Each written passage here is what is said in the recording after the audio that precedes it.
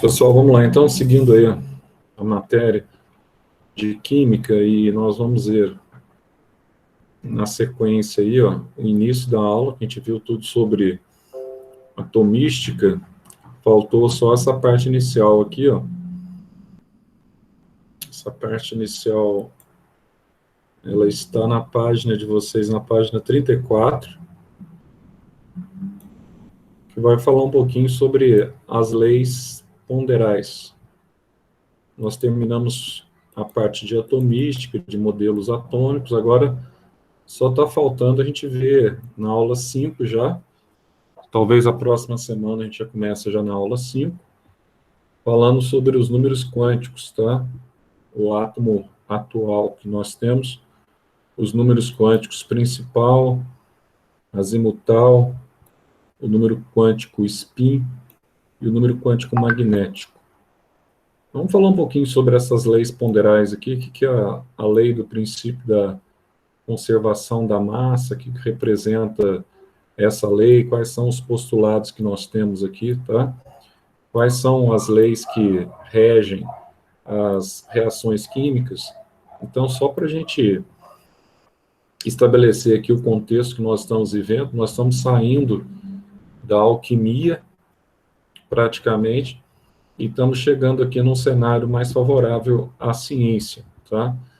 Ainda passando por algumas dificuldades, mas nessa época ainda, nessa transição, você tinha aqueles alquimistas que defendiam a obtenção do elixir da vida eterna e da pedra filosofal, né?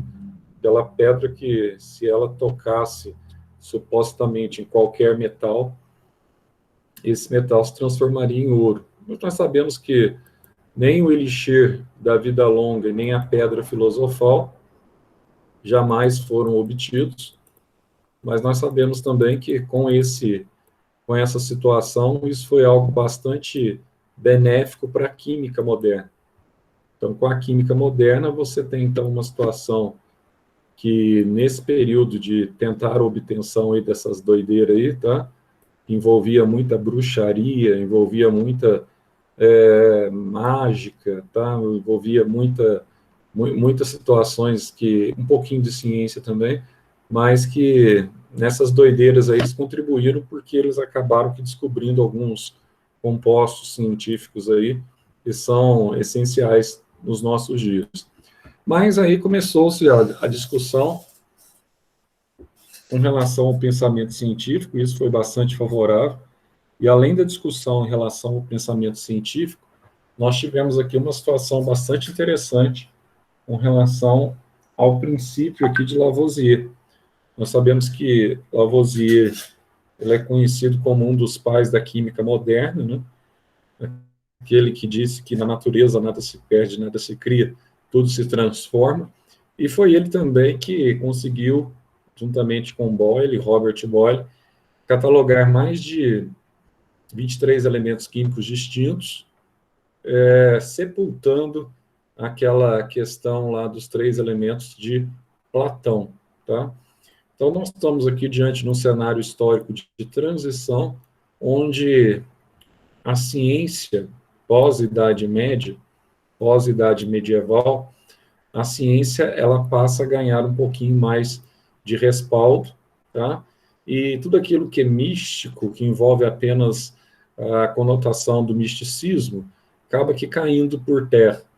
Aqui destacam-se, então, como a gente já falou lá no início do ano, aquelas aulas iniciais, a gente falou sobre esses 2 personagens que eu acabei de mencionar novamente, mas principalmente o que ficou para a história mesmo, tá? Tanto Boyle quanto o Lavoisier. Mas o Boyle, esse livro dele foi sensacional, tá? O Químico Cético. Então, o químico, tecnicamente, ele não teria que ser motivado por nada relacionado aos princípios que regiam a alquimia, tá? Nada que fosse algo sobrenatural ou algo dessa natureza. Então, nesse livro, ele mostra o quão importante é você conseguir comprovar empiricamente, ou seja, através de experimentação, o seu pensamento. E a partir daí, nós vamos ter aqui nas leis ponderais, você vai ter, tecnicamente, uma situação em que as pessoas ou os cientistas, eles tentam comprovar o seu pensamento através tão somente da ciência, e através do respaldo, através da resposta da ciência, em função daquele teste que ele está realizando em laboratório. Então, simplesmente a filosofia, o pensamento em si, não que ele seja menosprezado, mas ele tem que ser aplicado. Se o pensamento não for aplicado, ele não serve para a ciência. Tá? Agora, se for um pensamento que dá para ser aplicado, agora, se for só uma ideia, né, eu tenho uma ideia, sei lá, que a Terra é plana, que nem muitos têm essa ideia aí, né, que é uma ideia que falta respaldo científico, isso é uma ideia que você tem, você não prova isso cientificamente, então isso não serve nesse princípio atual. Antes de entrarmos nessa questão das leis ponderais, surge a questão do fogo, tá? O que acontece, ou pelo menos o que eles pensavam que acontecia no fenômeno da queima ou no fenômeno da combustão? Por que havia algumas substâncias que entravam mais facilmente em combustão do que outras, tá? Por que isso acontecia naquela época? E quais foram, basicamente, a explicação que eles aventaram acerca do surgimento do fogo, tá? Então, a primeira sugestão que eles deram na época é que os materiais, eles tinham uma entidade interna conhecida como flogístico. E essa entidade interna, ela poderia facilitar a combustão de determinados elementos, tá? E além dessa questão, como que essa combustão daqueles elementos que apresentavam essa determinada entidade, que era o flogístico chamado na época, como que ele manifestava isso aos olhos humanos, né? Manifestava através de luminescência, através de luz, através de calor liberado, tá? E após a queima, você tinha ali que ficava apenas o carvão, ficava apenas as cinzas obtidas ali da queima. Aí, então, começam a surgir essas teorias meio doidas, só que eles não tinham nem sequer conhecimento, por enquanto, da necessidade, por exemplo, do oxigênio, tá? Para a obtenção do fogo. E por que algumas substâncias são mais comburentes do que outras, pegam fogo mais facilmente? Tinha nada a ver com uma entidade. Quando você fala uma entidade conhecida como flogístico, aí parece que você está também indo ali para o campo meio que do sobrenatural, tá? Então isso também não pegava bem para a química que propunha essa ideia do empirismo, propunha essa ideia de experimentação científica. Então, olha só, aí começa a se discutir essa questão, tá? E muitos levantam, então, essa noção do flogístico. Mas aí tinha um problema.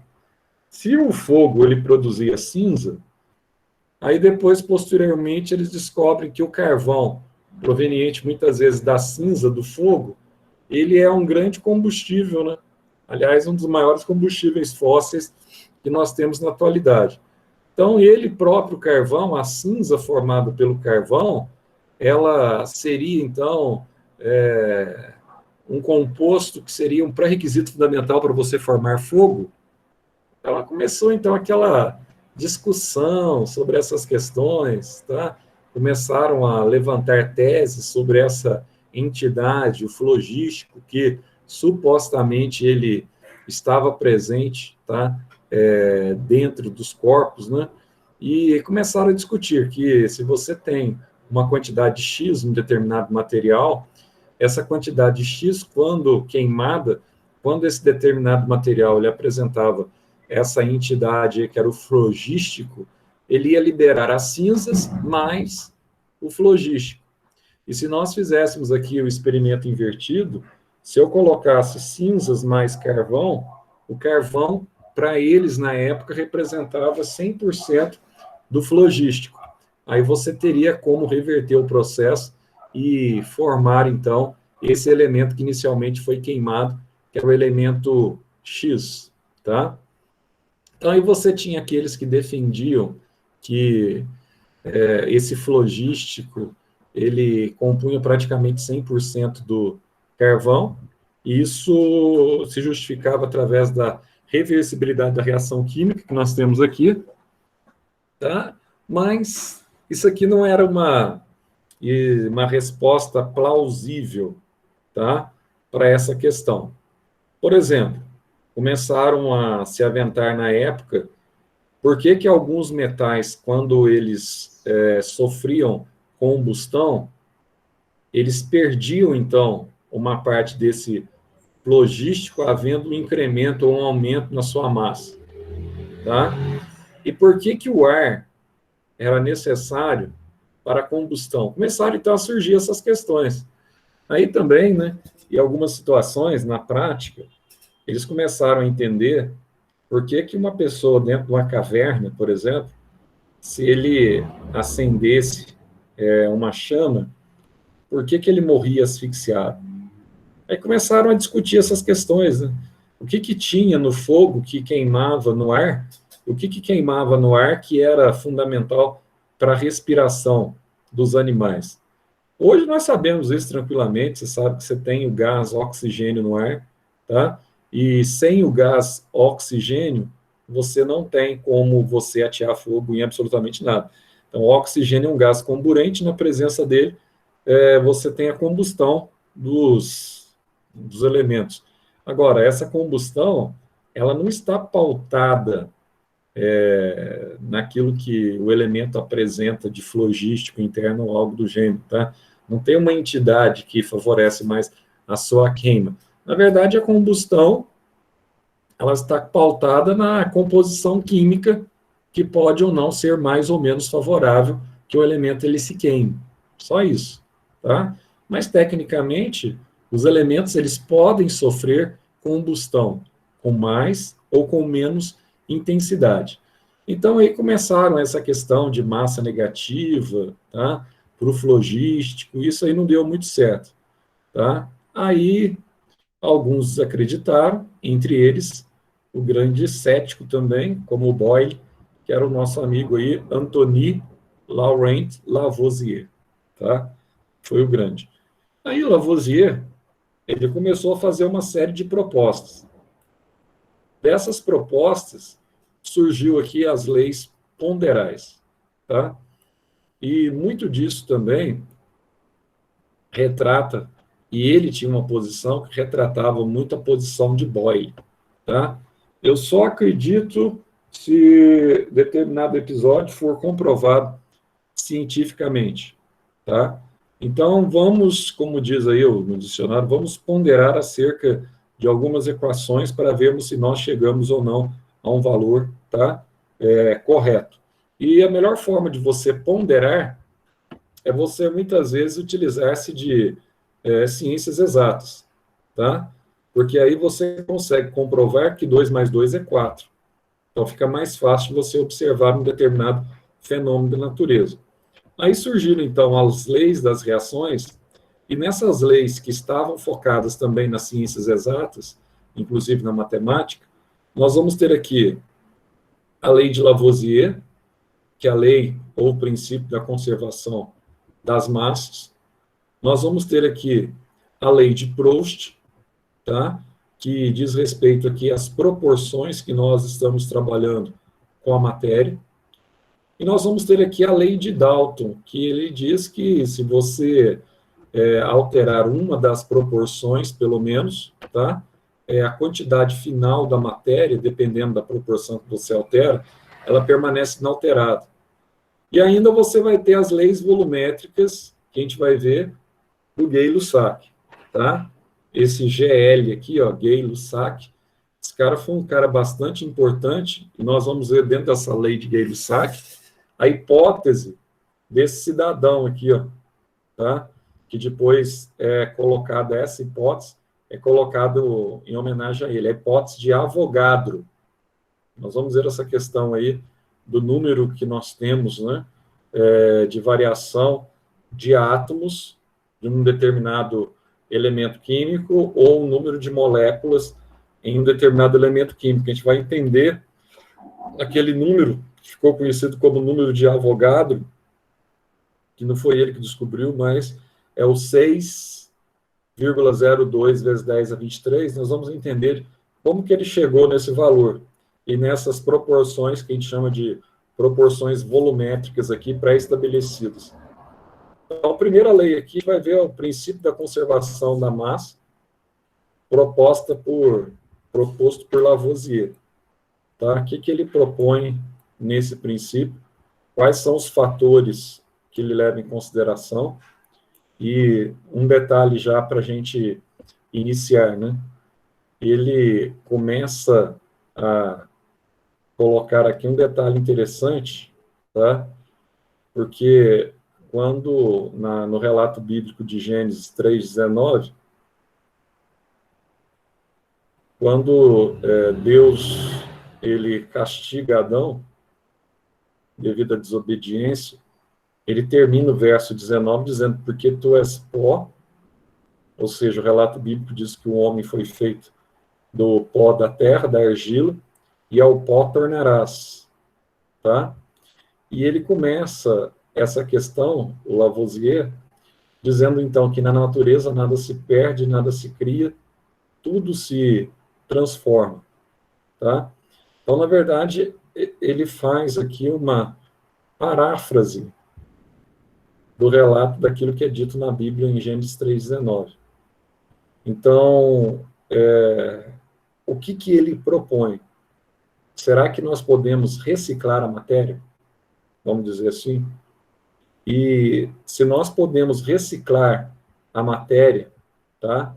Nesse tratado elementar da química, é possível eu estabelecer em um ambiente fechado, numa reação química. Então, numa reação química, você tem elementos que são os reagentes, aqueles elementos que estão antes da seta, e você tem os elementos que são os produtos, aqueles elementos que surgiram após a reação consumada. Então, eu tenho reagentes e tenho produtos. Então, a questão e a pergunta será que a quantidade de elementos que reagem é exatamente igual à quantidade de massa produzida? Então, ele começa a questionar e começa a colocar essas situações. Será que a quantidade de massa, por exemplo, se eu tenho 100 gramas de reagente, será que eu vou ter 100 gramas de produto? Aí o Lavoisier, ele já saca um negócio muito simples.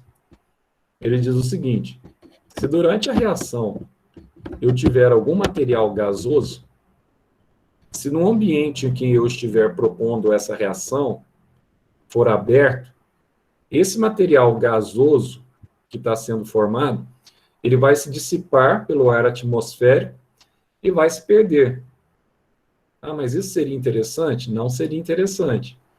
Por quê? Porque aí não dá para eu saber, se eu produzir algum gás, não dá para eu saber se a quantidade que reagiu é a quantidade que vai ser produzida, se é a mesma quantidade. Então, o que ele fez?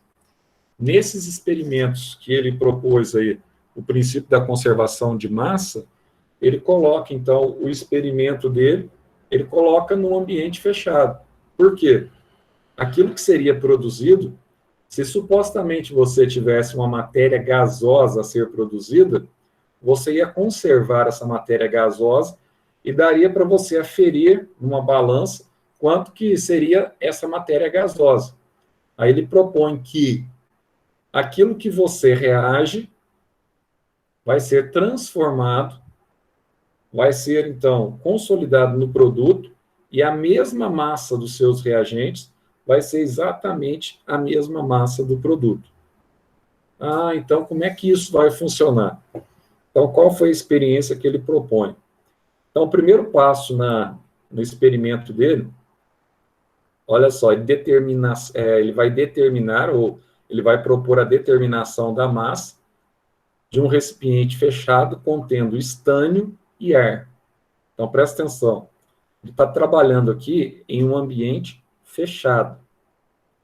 Segunda coisa que ele vai observar, a capacidade de queima ou a capacidade de combustão desse metal, que é conhecido como estânio. Zé, quem que é o estânio? O estânio é aquele que você usa para soldar, muitas vezes, tá? Pequenos pontos, principalmente quando você está trabalhando com a solda no computador, na parte hardware interna do computador, um circuito elétrico ou algo do gênero. O estânio, ele tem a cor do alumínio, né? Ele é prateado. Quando você aquece, ele entra em fusão. E quando ele entra em fusão, aí ele faz aquele pinguinho, às vezes você quer soldar um cabinho, etc, tal, uma determinada placa, aí você consegue com estânio, porque ele esfria rapidamente e o cabo, ele acaba soldando-se naquela plaquinha, tá? Então, é muito utilizado em soldas para você fazer o conserto de material elétrico e o conserto da parte física do hardware do computador, por exemplo, tá? Em placas, você pega um motor também, um motor de um portão eletrônico, você vai usar sempre essa solda de estânio. Então, ele analisa aqui a capacidade de combustão desse metal, que é o estânio. Ele vai fazer a determinação da massa do recipiente ainda fechado, após a reação química, e vai observar se essa massa do recipiente ela foi ou não alterada, porque uma coisa a gente sabe, o produto ele é diferente do reagente. Se você pega no processo fotossintético, por exemplo, quem que é o produto? O produto da fotossíntese é o gás CO2 e a água. Só que esse gás CO2, ou desculpe, quem que é o reagente? É o gás CO2 e a água. Quem que é o produto? O produto é glicose, oxigênio e água. Então, glicose, você teve uma relação de construção, de anabolismo, né? Então, a glicose é um material complexo, que foi produzido a partir de uma matéria simples, tá? Então, você tem CO2 e água produzindo glicose, oxigênio e água. Ou seja, dois elementos simples produzindo três elementos complexos. Então, será que a massa do CO2 e da água é a mesma quando ela reagiu da glicose, da água e do oxigênio que foi produzido? Então, ele começa a levantar esse tipo de questionamento, tá? E dentro dessa percepção, é importante também ele determinar quais são as massas das cinzas resultantes da eventual combustão, porque ele estava usando aqui estânio, tá? Então, será que a massa da cinza é maior do que a massa do estânio? Vamos analisar essa questão também, que ele observou, tá? Determinação da massa do ar também contido no recipiente, dá para eu saber quanto de ar tem nesse recipiente, tá? E quando o recipiente está aberto, por que há diminuição? Porque o ar, então, ele vai sair para a atmosfera. E depois, no final, para ele chegar, então, à sua situação, ele vai observar se a massa aumentou na fase sólida e se ela é igual à diminuição da massa do ar, se há uma proporção, tá? Então, ele propôs essa questão, e ele estabelece aqui já de imediato que, para ele já sempre foi contra mesmo, tá? Para ele, essa teoria dessa entidade do flogístico era uma furada. Essa teoria não existia, tá? Ele achava, assim, que no ar existia um gás, que esse gás, quando era incorporado ao estânio, esse gás, ele iria, a princípio, diminuir a massa do ar, e o metal ele ia entrar em combustão, tá? Ele não sabia que esse ar era o oxigênio, depois que ele vem, então, a descobrir, não ele, mas outros vieram a descobrir, que o ar era composto 27% de oxigênio, 73% do ar é não respirável, sendo que 78% do ar, hoje sabe-se que você tem aí nitrogênio, que nós não utilizamos diretamente na respiração, utilizamos apenas o que nós sabemos hoje, 21% de oxigênio. E o CO2 é apenas 0,03%. Então, resumindo o que ele diz, vamos colocar aqui de uma forma bem simples agora. Como é que é essa proporção de massas que ele estabeleceu? Então, ele diz assim, ó, do lado de cada seta, olha o que eu tenho. Eu tenho um elemento A e tenho um elemento B, que representam os meus reagentes, tá? Com a reação aqui proposta, você vai fabricar aqui um determinado produto, que é o elemento C. Então, ele diz o seguinte: sempre numa reação química, em que essa reação química ela permaneça em um sistema fechado, a soma dos reagentes ela sempre vai ser igual à soma, ou vai ser igual ao produto, à massa do produto. Então, se eu tenho uma massa 10 aqui, do elemento A, em resumo, se eu tenho uma massa 20 do elemento B, ele está dizendo que, se em condições fechadas, ainda que sejam produzidos aí gases, a massa que eu tenho aqui do elemento C, ela é exatamente a mesma. Então, se aqui eu tinha 10, aqui eu tinha 20, a massa vai ser de 30. Isso que ele está propondo. Porque a soma das massas aqui deu 30. Então, a soma daquilo que vai ser produzido por essa massa, ainda que haja um fenômeno químico, e ainda que ocorra aqui uma mudança da composição da matéria, a massa da matéria é mantida constante, tá? Então, na natureza, nada se perde, nada se cria, tudo se transforma, tá? Então, tu és pó e ao pó voltarás. A proporção de massa é constante. Será que ele estava certo? Vamos dar uma olhadinha aqui. Ele propõe o seguinte: você coloca no recipiente fechado 4 gramas de hidrogênio, que é o gás, e você entra em contato com 32 gramas de oxigênio, que é outro gás, tá? Então, eu estou aqui guardando em ambiente fechado para que eu não deixe escapar nem hidrogênio e nem oxigênio. Aí, o que você observa nessas condições? Então, quando eu estou reagindo a massa de 4 gramas de hidrogênio com 36 gramas ou com 32 gramas de oxigênio, aí se eu somar 4 com 32, eu vou ter uma massa aqui de 36 gramas. Nossa, Zé, é verdade, você tem 36 gramas. Então, presta atenção, a massa dos reagentes é igual à massa do produto. Ah, então o Lavoisier ele tinha razão.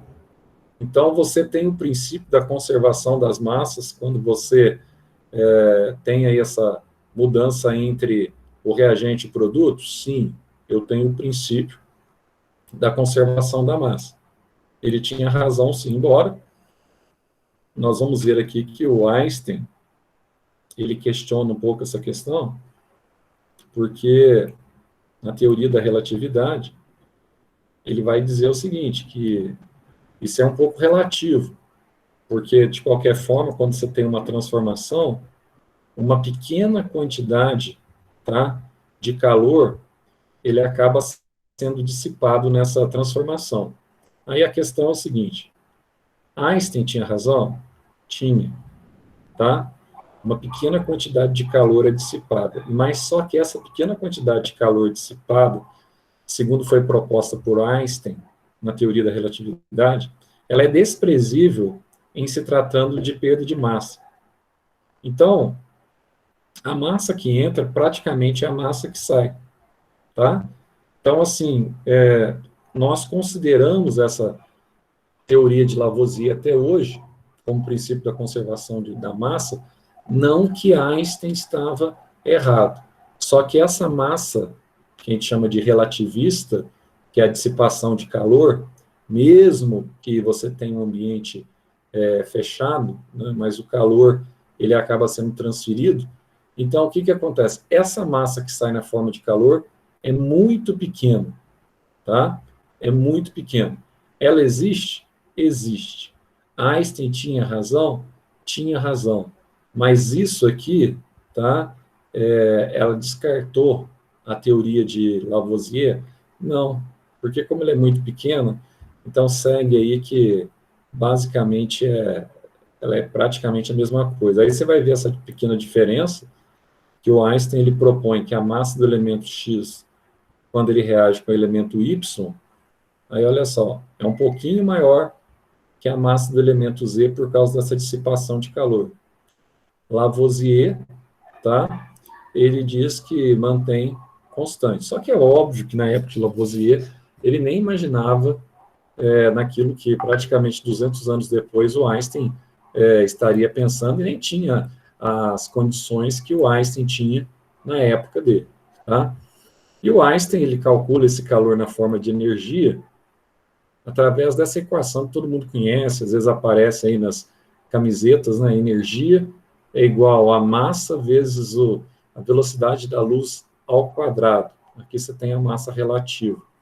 Então, Einstein, ele dizia, tá, que havia esse probleminha em relação à massa da matéria. Mas, como eu disse, tá, ela é muito pequena e essa dissipação, então, ela pode ser desprezada.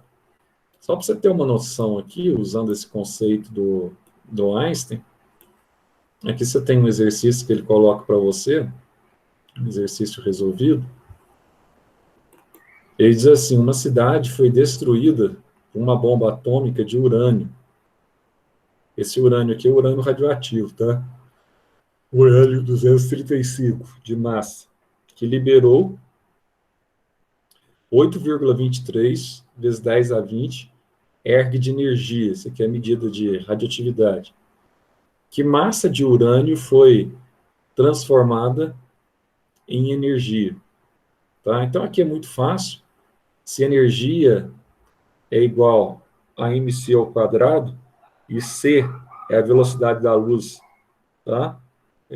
No vácuo, aqui, olha, o que ele pegou aqui, ó? Você quer saber a massa? Então, a massa aqui é o valor que ele te deu em energia, 8,23 vezes 10 a 20 erg, tá? E aqui você tem o Czinho ao quadrado. Então, o Czinho é 3 vezes 10 oitava metros por segundo. Como o erg aqui é dado em centímetros também, na composição, aí ele transformou isso aqui, ó, o 3 vezes 10 oitavo, ele transformou para centímetros. 3 vezes 10 a oitava metros, para passar para centímetros, você multiplica por 10 ao quadrado. Então, dá 3 vezes 10 ao quadrado, centímetro ao quadrado, sobre segundo ao quadrado. Aí você calcula e acha essa massa aqui, ó, de 0,915 gramas, tá? Então, veja que interessante. 1 grama de urânio foi suficiente para, nem 1 grama, né? Quase 1 grama, para destruir uma cidade, tá? Então, aqui, ó, a massa relativista pode ser desprezada quando comparada com a energia correspondente a essa massa. Então, por isso que a lei de Lavoisier, ela persiste, mesmo diante do questionamento posterior de Einstein, tá? Então, não tem problema, mas é importante que nós conheçamos essa restrição. Então, a massa do reagente, ela prevalece e é idêntica praticamente à massa do produto. Aí veio o Proust. Esse Proust aqui, ó, ele vem agora para nos falar da lei das proporções constantes. O ano passado, nós vimos como é que se faz, muitas vezes, para eu estabelecer as proporções constantes daquilo que entra e daquilo que sai numa reação química. Então, nós vimos uma etapa que nós chamamos de balanceamento.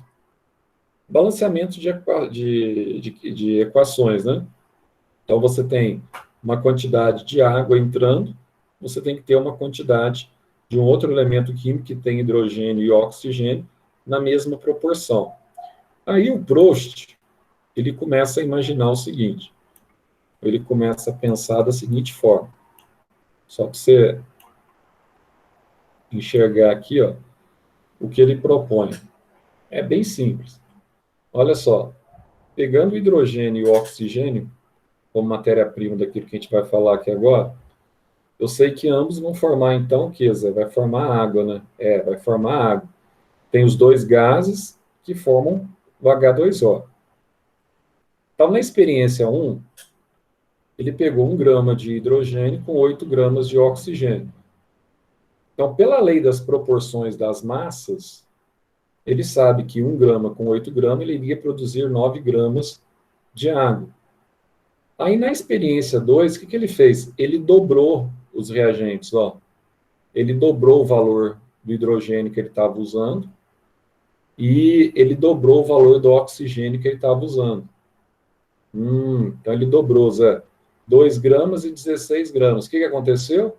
Automaticamente, o produto água aqui apareceu também dobrado. Então, nós temos uma relação aqui diretamente proporcional. Então, a lei de Proust, ela fala sobre isso. Se você duplicar, triplicar, quadriplicar os reagentes, você também quadriplica o produto, tá? Aqui, ó, no terceiro experimento, ele fez a mesma coisa. Ele aumentou aqui 4 vezes, ó. Multiplicou isso aqui por 4. Aqui também ele multiplicou por 4. Então, ele ficou com 4,32. 8 vezes 4, 32. Quanto que ele produziu de água? 36 gramas. Nossa, Zé. Interessante. Aí ele resolveu fazer o seguinte. Ele manteve constante o oxigênio. Olha lá, 8 gramas. Falou assim, ó, bom, eu vou só duplicar o outro lado, tá? Aí, o que aconteceu? Aconteceu o seguinte, ó. Ele duplicou só um lado. Aí ele produziu quanto? Ele produziu 10 gramas. Só que 9 gramas era de água. Aí sobrou 1 grama, que é exatamente 1 grama do hidrogênio que ele tinha colocado a mais aqui, ó. Aí sobra em excesso. Aí ele fez um experimento também parecido. Ele pegou esse segundo experimento aqui, ó, fez o seguinte. Ele manteve 2 gramas, e aqui ele aumentou 4 gramas de oxigênio. Tinha 16, aumentou 4, para 20. O que acontece? A produção de água foi a mesma, 18 gramas. Só que esses 4 gramas de oxigênio excedente saiu aqui, ó, os 4 gramas, tá? Não reagiu. E aqui também, ó, ele fez algo legal. Ele pegou 15 gramas de hidrogênio, tá? E pegou aqui, ó, 80 gramas de oxigênio. Então, basicamente, o que ele está pensando aqui, né? Pegou 80 gramas, e aqui ele pegou 15 gramas. Ele pegou esse valor aqui, multiplicou por 5, ó. Aí deu 80. Se ele fez isso, na lei da proporção, ele teria que pegar esse valor 2 aqui também multiplicado por 5. Aí, ele teria que 10 com 80 daria 90. Mas só que ele usou 5 gramas a mais. Ele usou 15 com 80. Então, o que aconteceu? Ele produziu as 90 gramas de água, e o que ele excedeu aqui, ó, isso aqui saiu em excesso, 5 gramas. Então, Lavoisier, ele diz algo muito simples. Ele diz que essa proporção que eu tenho aqui, ó, entre os dois reagentes, sempre é mantida constante. Se eu duplicar os dois reagentes, automaticamente eu duplico o meu produto. Se eu quadriplicar os dois reagentes, automaticamente eu quadriplico o meu produto. Agora, se eu usar reagente em excesso, esse excesso ele sai posteriormente, só que ele não vai participar da reação química, tá? Então foi isso que basicamente ele propôs e ele diz. E aqui ainda, ó, ele pega a experiência 1 e 2 1 e 4, por exemplo. Você tinha a massa aqui de água, que era 9, então 1 com 8 dá 9. Qual que é a proporção que eu tenho entre hidrogênio e oxigênio? 1 sobre 8, 1 oitavo. Aí você pega, quando ele produziu 18 gramas, com 2 gramas de hidrogênio e 16, proporção de hidrogênio para o oxigênio, 2 sobre 16, que dá 1 oitavo também, tá? Você pega aqui a proporção 36, 4 e 32. Então, a proporção de hidrogênio para o oxigênio, 4 por 32, vai dar 1 oitavo também. E você pega, finalmente, aqui o total, 90 gramas de água, você pega a proporção de hidrogênio e oxigênio, 10 por 80, você vai ter aqui um total de 1 oitavo, tá? Então, simples assim, bem facinho, tá? essa é a lei das proporções constantes. Então, ele vai dizer que um composto contém sempre dois ou mais constituintes em uma proporção em massa fixa e na mesma quantidade, tá? Na quantidade constante desse composto. Daí dá para você fazer aqui, ó, a proporção, ó. Aqui eu tenho 100% de água. Qual que é a proporção que eu estou usando para formar água, a porcentagem? Eu estou usando aqui, ó, 1 grama dividido por 9 e 8 gramas dividido por 9. Então, a proporção é 11% com 89%. Vamos arredondar aqui, ó, que vai dar os 100%. A proporção é mantida, tá? Ao longo do raciocínio que ele teceu. Tá bem fácil essa lei de Dalton, bem tranquilo, tá? E não tem maiores dificuldades, não. Desde que você estabeleça sempre a proporção. Se você entrar com o elemento excedente, esse elemento excedente ele vai sair em excesso, se caso tiver excesso aqui, tá? Nesse caso. Bom, aí vamos deixar aqui para a próxima aula. A gente fala de Dalton e fala da lei volumétrica também. Vai faltar aqui para a próxima aula. Aí vocês colocam para mim aí, por favor, o presente aí no chat, tá? Pode colocar aí o presente. Pessoal, não se esqueçam que semana que vem a gente vai ter a prova, tá? E não dá para fazer a prova sem ler a matéria, não, viu? Sem estudar, dar uma estudadinha, pelo menos. Não acha você que você vai simplesmente olhar na internet, no Google, e você vai ter todas as respostas, que não vai, não, tá? E a prova é grande. A prova de vocês, acho que tem 14 questões, se não me engano. Biologia, né? Acho que são 14 mesmo, tá? 14 questões, valor 8 pontos. Ô Zé, Oi. a nota vai sair na hora? Vai sair porque é no sistema do Forms, né, meu cara? Ah, beleza, então. Tá? É só a prova de química, e se tiver questões para vocês resolverem, o que eu peço? Eu peço para vocês, igual eu fiz no 9º ano, na prova de física do 9º ano, eu fiz isso. No Forms eu coloquei as questões todas de alternativa, múltipla escolha. Aí eles tinham que fazer o Forms, aí tinha a questão de múltipla escolha, aí eles tinham que escanear a resolução, igual vocês faziam ano passado, eles escanearam a resolução e me enviaram no e-mail. Aí eu vi as duas coisas, entendeu? Então não adiantava, tinha que ser a resolução e tinha que ser também a alternativa do Forms, tinha que bater uma coisa com outra, senão zerou, senão não teve jeito, tá? Mas no caso de vocês, a prova de vocês semana que vem é biologia, a gente vai trabalhar muito com conceito, a gente vai trabalhar muito com questão fechada mesmo. Então, logo após a prova, fechou a prova, eu fecho a prova aqui e já envio para vocês a correção. Beleza? Então, beleza. Aqui, ó, vejo vocês, então, na próxima semana. Boa Páscoa para vocês, tá? E bom feriado aí, que todo mundo fique em casa, com bastante